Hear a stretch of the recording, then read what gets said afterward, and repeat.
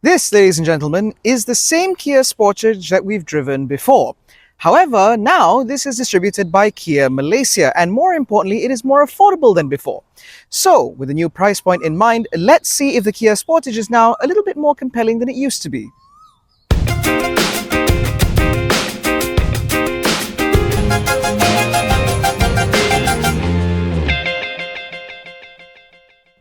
Now, a little bit of history. This Kia Sportage was actually launched in Malaysia back in 2024, back when the Korean brand was still represented in Malaysia by billion-dollar Malaysian automotive distributor Bermaz Auto. However, since then, the Kia brand has been taken back and now sits under the tutelage of Kia Malaysia itself, a subsidiary of Kia in Korea. And as a result, these cars have undergone something called a right-sizing, right-pricing strategy, which is why the Kia lineup now starts in Malaysia from as little as 128,000 ringgit for the entry-level 2-litre NA model. This, however, is not the entry-level model. This is the 1.6-litre Turbo High, which is front-wheel driven, and this comes in at 158,000 ringgit, about 10,000 ringgit-ish more affordable than the outgoing Bermaz represented model. Now, as I mentioned, there are two engine options available for the Kia Sportage, which starts off with a 2-litre NA model, which reduces about 154 horsepower and 192 Newton meters of torque, with the power going to the front wheels via a 6-speed automatic gearbox. However, this being the 1.6 turbo, naturally has a 1.6-litre turbocharged engine. This produces 177 PS and 265 Newton meters of torque. That power is still funneled to the front wheels in this model via a 7-speed dual-clutch automatic. However, if you were to plonk for the range-stopping model, then it goes to all four wheels via the same dual-clutch auto. In addition to this engine being significantly more powerful than the 2-litre NA variant, it also promises to be a little bit more efficient, particularly when driven at motorway speeds. Now, in terms of the exterior design, literally nothing has changed, which means that this portion of the video could actually be taken from the outgoing video, but never mind. Now, the face of the Kia Sportage is dominated by the new Opposites United design language. This is why you get these very pronounced daytime running lights here, which form a pinch at the front of the car. You still get the tiger nose grille here that was first popularized in the early 2000s by outgoing Kia designer Peter Schreier, and you still get these sort of gloss black inserts here for the main grille. That gloss black actually continues down here, but we get more of this chrome detailing here, again, to highlight the fact that this car wears the brand new design language from Kia. You also get the new Kia badging up here.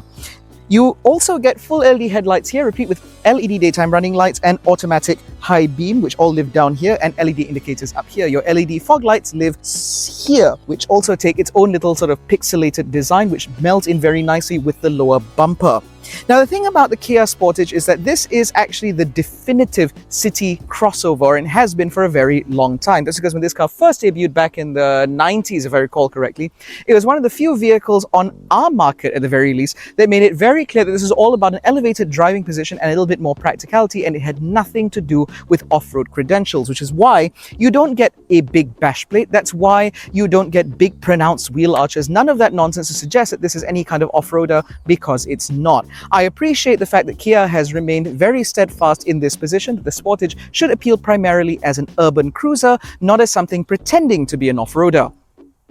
Down the side, rolling stock remains exactly the same, with the same 18-inch alloy wheels wrapped in Hankook Ventus S1 Evo tires, which are decently good tires wrapped around decently pretty-looking wheels. These are not overly sized, which again provides a good amount of damping should you end up in potholes, etc., which is something that you encounter often when you are driving actually in urban settings. Now, the other thing that I'd like to point out about the side profile of this car, or while we're here rather, is the fact that the Kia Sportage that we get in Malaysia is actually the long wheelbase model, which pays dividends, as you can see from the B pillar stretching backwards. The doors on our cars are significantly longer compared to the Kia Sportage you get, for example, in Europe, and that benefits rear space enormously. Now, aside from that, there are a few details. There's a chrome line that begins from the base of the A pillar that goes all the way up to the D pillar, replete with a little bit of texturing right at the back in order to make it look a little bit more interesting. There is a little bit of chrome on the bottom, as well as some gloss black wheel arch cladding that goes all the way around. But again, this is to emphasize the fact that this is ultimately a city car, or it's something that's made to drive on-road, not off-road. And as far as I'm concerned, I do think the side profile of the Kia Sportage does look quite good. At least it still does, 2 years on from its original introduction. The back end of the Sportage also sees no revision, so still full LED tail lights here, hidden rear wiper up top, a discreet but necessary rear spoiler, as well as a piece of black garnish that links the two taillights. Overall, again, still a pretty good looking car. Now back here, you get a little bit more chrome down on the bottom of the bumpers in order to make it look a little bit like a faux rear diffuser slash bash plate, and I suppose this is the only concession towards making this car look like something of an off-roader.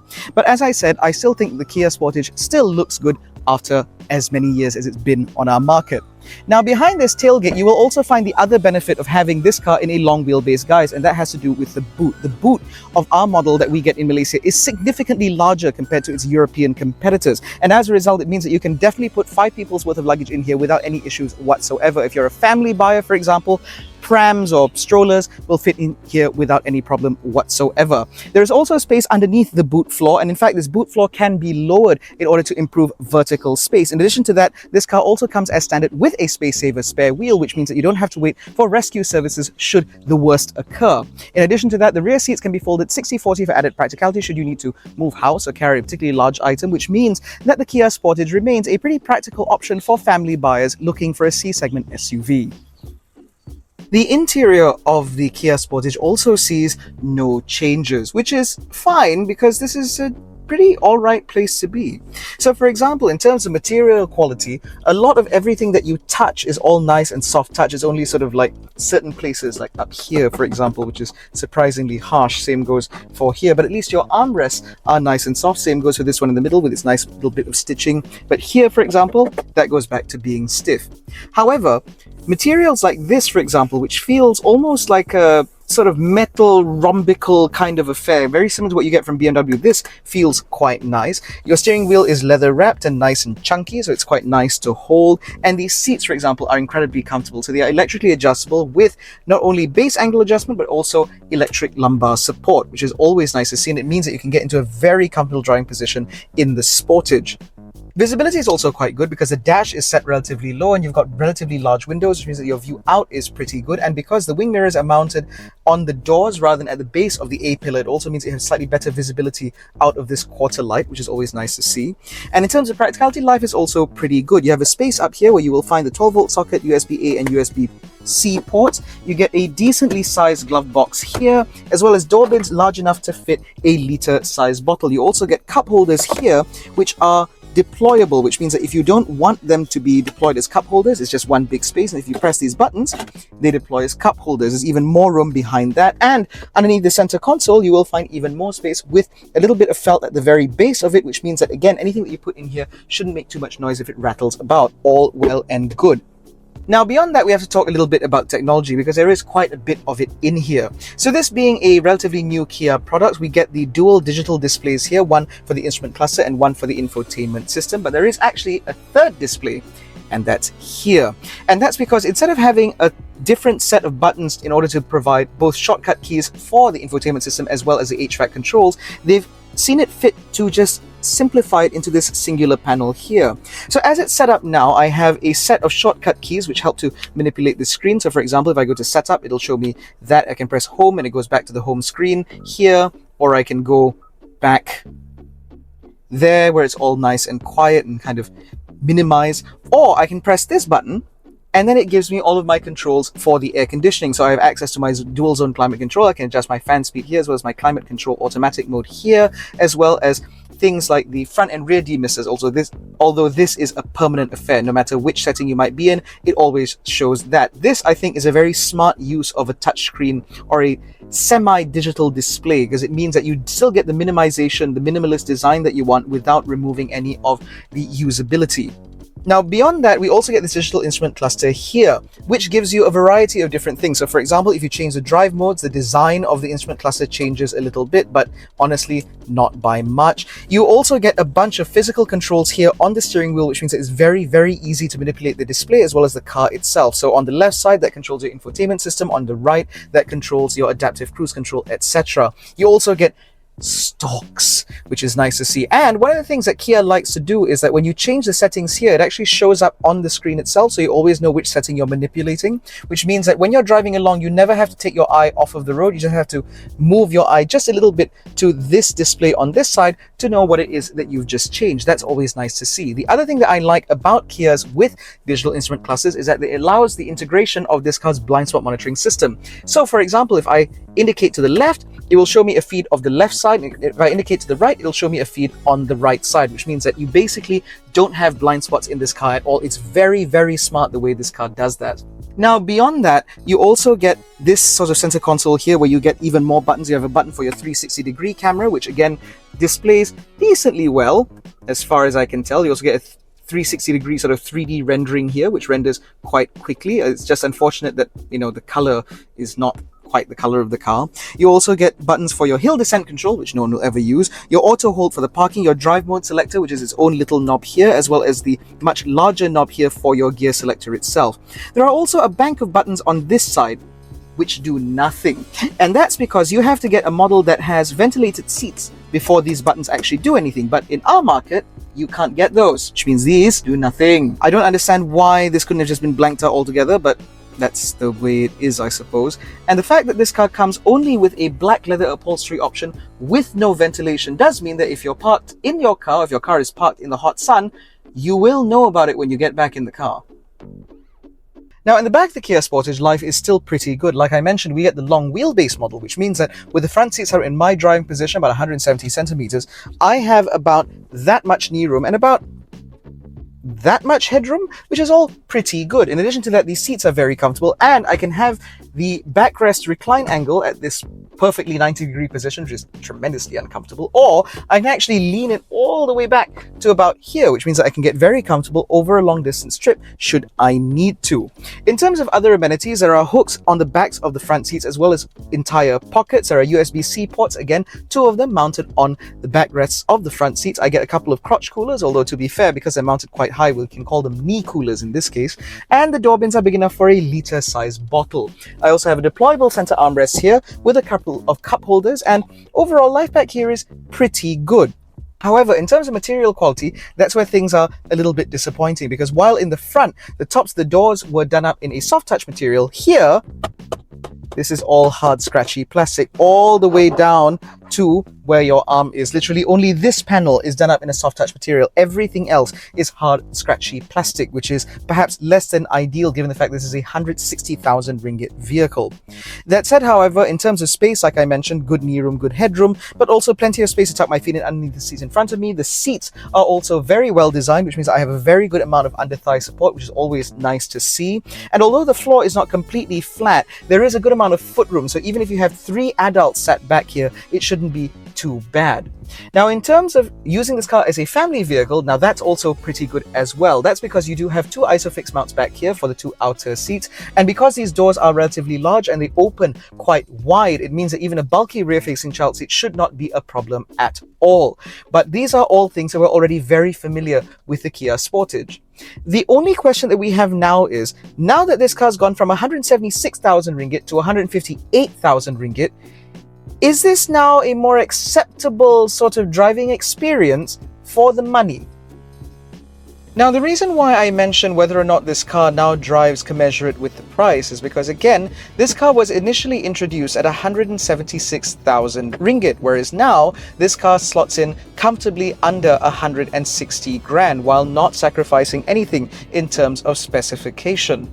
And as a result, it means that this driving experience, at least for me, remains very familiar. This is very much the Kia Sportage that I got familiar with a couple of years ago. I've driven the car a couple of times since then. And again, it remains a relatively familiar affair. So the 1.6-litre 4-cylinder up front is a very smooth operator, where at idle, in fact, from within the car, you can barely tell that it's even on. And when you are on the move, for the most part, the engine remains very muted unless you subject it to very, very sharp throttle input. Then at that point, you will hear the engine perhaps complain a little bit. Now that aside, the experience behind the wheel still feels as good as it's ever been because that engine is very smooth. Refinement is also very good with wind and road noise relatively well suppressed, but we'll touch on that a little bit later. And more importantly, this does feel like the sort of experience you'd expect from a car that is commanding the money that it does. And so as far as I'm concerned, it does seem to feel commensurate with the price. Now, one of the things about the driving experience of the Kia Sportage that I wasn't a big fan of before and remain not a big fan of now is this 7-speed dual clutch automatic gearbox, because it doesn't feel like it's been polished well enough. The reason I mention this is because when you're driving this car at lower speeds, like for example when you're trying to park, or if you're just getting through, say, a multi-story car park like many of us do because we live in condos, you will find that the DCT does seem to be a bit rough around the edges, where it will tend to sort of hold back on the power, and then as soon as the clutch comes off and you get full power transmitted to the wheel, suddenly the car surges forward. And if you're not used to this, or if you're new to the car, if you're just going for a test drive, you might be caught off guard by just how quickly the power comes in. Now, the 1.6 litre turbo is a decently powerful engine, not the most powerful in the world, but 265 Newton meters of torque, available at a rev as on RPM or an engine speed as low as about 1800 RPM, means that even when you're driving through your car park, it is quite easy to get into that torque band. And so as soon as the clutch disengages and allows that power to go to the wheels, it could catch you off guard if you're not careful. However, once you're done with the low-speed maneuvery stuff, the gearbox then starts to figure out what it is that it wants to do with its life, which is change gears, and it does so relatively smoothly. Moving between the gears as you're driving along is basically imperceptible. You don't feel any shift shock. There is no indication beyond what you see on the digital screen in front of you that the gears have changed at all. It just sort of happens in the background. And because this is a double clutch automatic gearbox, it does mean that there is less sort of parasitic loss between the power made by the engine to the point where it actually reaches the wheels, which means that you get the full 265 Newton meters of torque. I apologize for that noise because there's a random 1.5 litre size bottle in the car, which is not mine, and it's just sort of wedged itself by the door now. Anyway, when you're driving along, just sort of ambling about at city speed, whatever, it feels perfectly fine. This feels like a perfectly reasonable partner to do this sort of commuting in. I don't have any major complaints about this car or about the overall experience. However, when you do start to pick up speed, when you're, say, taking a long distance trip, for example, that's where some of this car's shortcomings become a little bit more apparent. So as I said, refinement in this car is decently good. These hand-cooked tires do a good job at suppressing noise for the most part, and wind noise also remains relatively muted, again, for the most part. However, when speeds pick up, that's when things stop being quite so smooth. Because for whatever reason, wind noise in this car is not as well suppressed as I would expect for a vehicle at this price point. Now, again, this is 160 grand, and so if we were to compare this to vehicles like the Jayco J7, for example, or in fact the Chery Tiggo 8 PHEV, etc., those cars are a little bit quieter at speed when we're talking about 110, 120 kilometers an hour. The amount of noise and wind noise specifically this car picks up is very uncharacteristic of a Kia, because Kias tend to be quite good at keeping quiet when driven at speed, but evidently not this one. So it does mean that when you are traveling distances at decent clip, the sound, the constant sound of wind will be a little bit more grating than it would be otherwise in any other vehicle. That's just something worth bearing in mind. However, the car will make up for it in that particular type of affair when you're driving over long distance at a sustained high speed by rewarding you with excellent fuel economy. Because when you're driving at speed, the car will return about 8.2 to 8.9 litres to the 100, not the lowest numbers in the world, granted, but again, given that this is a non-hybrid 1.6 litre turbo, this is all perfectly acceptable. However, when you drive about in town, that's when things start to get a bit worse. So basically, if you drive this car as an urban runabout kind of thing, go do groceries, go to work, send kids to class and stuff like that, at that point, the Kia Sportage will struggle to provide a fuel consumption number any lower than about 10.2 litres to the 100. Now, we've tested this car quite extensively because we've had it over a relatively long weekend, and so we've driven it in as many different scenarios as possible, and unfortunately, that's the number we came up with. I'm not entirely sure why it is that it's consuming as much as it does, but it just does. There's really nothing much that can be done about it. We've checked the tire pressures, we've removed any unnecessary weight from the vehicle, both in terms of people or luggage or whatever other random items in the car, except for that 1.5-litre size bottle.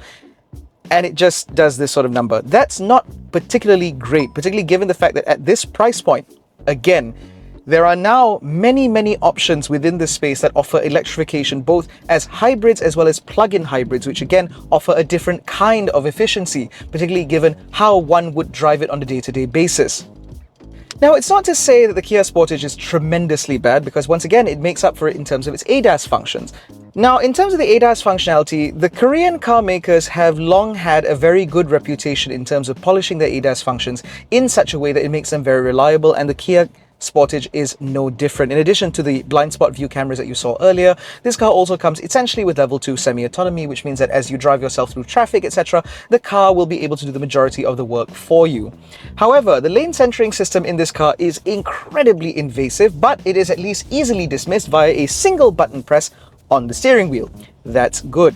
The adaptive cruise control in this car is also very reliable. It's very good at judging distance. It doesn't leave too much of a gap between you and the vehicle in front. It doesn't slam on the brakes when a car cuts you off, nor does it shove itself on the throttle the moment the road opens up. It's all very predictable, very well managed, very well polished, which means, again, this is a sort of ADAS system that you can reliably use on a day-to-day basis, which is again a highlight of these Korean vehicles. So overall, the Kia Sportage hasn't changed at all from its transition from being a Burma distributed car to being a Kia Malaysia distributed car.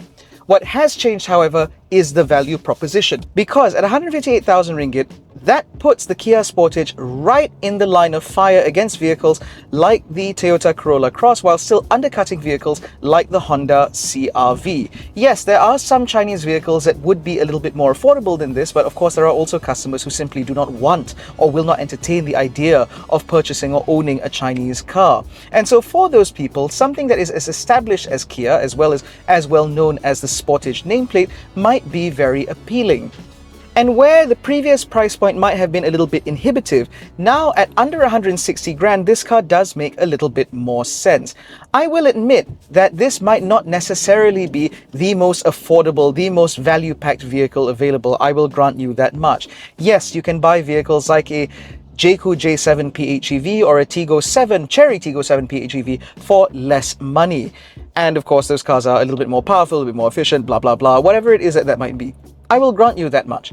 And of course, for a little bit more money on top of this, you could also get into a Hyundai Tucson, which is available as a hybrid, which means that if you drive primarily in town, that should be significantly more efficient than this, especially in terms of fuel economy. But all things considered, you cannot deny the fact that the Kia Sportage now has value in its corner, because with the range starting at as low as 128,000 ringgit, that means that the Kia nameplate is now more accessible to more people than ever before. So it's just a matter of picking which Kia Sportage works best for you. Now, in terms of my recommendation, the 2-litre NA models are perfectly fine for those who drive about primarily or almost exclusively in town, because that engine is very smooth. The 6-speed automatic is also very smooth, and it makes for pretty decent progress when you're just driving about at urban speeds. The 1.6-litre turbo makes the most amount of sense when you're driving on motorways. If your commute or if your routine includes more motorway driving at higher speed, the 1.6-litre turbo will be more efficient in those scenarios. And the 1.6-litre turbo all-wheel drive, that's, I suppose, if you've got too much money burning a hole in your pocket. But as far as I'm concerned, I do think the Kia Sportage has always been a very good car, and now it's gotten even better thanks to that revised price point. And when you take into account this car's excellent safety credentials, the acres of space in the second row, the huge boot, and this car's very distinctive styling, I can understand why for some people the Kia Sportage is an unbeatable package. I get why they think that way, and I get why it is the Kia Sportage has legions of fans around the country that refuse to drive anything but a Sportage. In any case, that concludes our review of the 2026 Kia Sportage 1.6 Turbo 2-wheel drive high. If you enjoyed this video, please give it a thumbs up, subscribe to the channel, hit the little bell icon so notified every time we make a new upload. Don't forget to follow us on Facebook, Twitter, and Instagram. All the links are in the description below, including the link to join our new WhatsApp channel. Thank you so much for watching. We'll catch you in the next one. Take care, stay safe, and jangan bodoh.